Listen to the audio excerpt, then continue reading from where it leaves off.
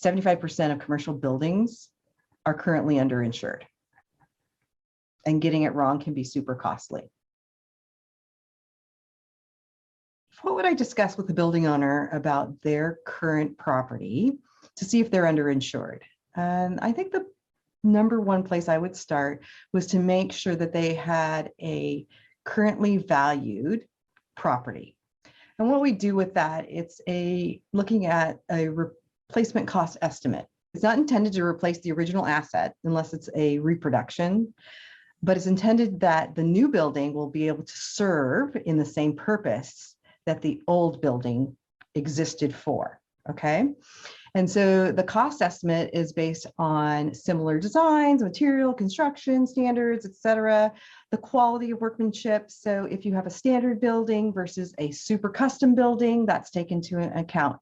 And let me specifically, what you look for is in a building is uniqueness or complexity, the age, common elements, current building codes, hard and soft construction costs. Hard costs obviously being materials and things like that. The soft costs are the plans that are designed, the demolition costs to take it to the dump. Maybe new architects need to be involved. The industry type of the building and the location of the building. So where it is, especially if it's near a brush fire, that's going to make a huge difference versus where it is in the middle of a city, okay? Or a location that's so far and remote, it costs more money to actually get the materials there. Two different elements where I would look to see if a building was underinsured.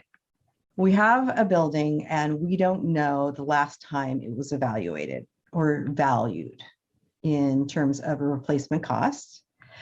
We may have a building who has most likely had some renovations in the last, I don't know, 5 to 10 years. Now that property is turning over so fast, it's most likely happened in the last 2 years.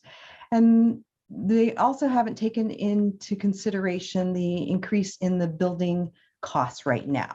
The average costs in our community here has moved over the last 2 years from $275 a square foot to $325 a square foot.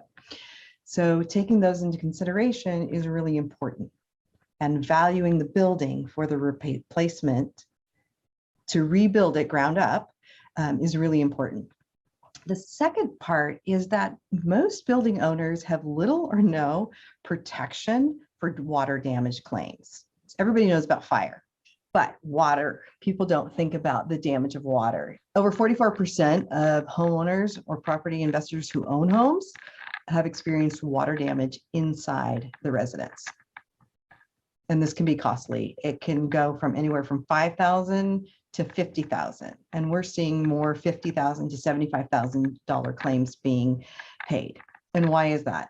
You know, somebody goes away for the weekend and then there's been a leak and they don't know that it's happening. They come back, or maybe it's in a commercial building and there's a toilet leak into the floor below. And again, you're 3-4 days out and all of a sudden now there's mold. It's in the walls. It has to be remediated.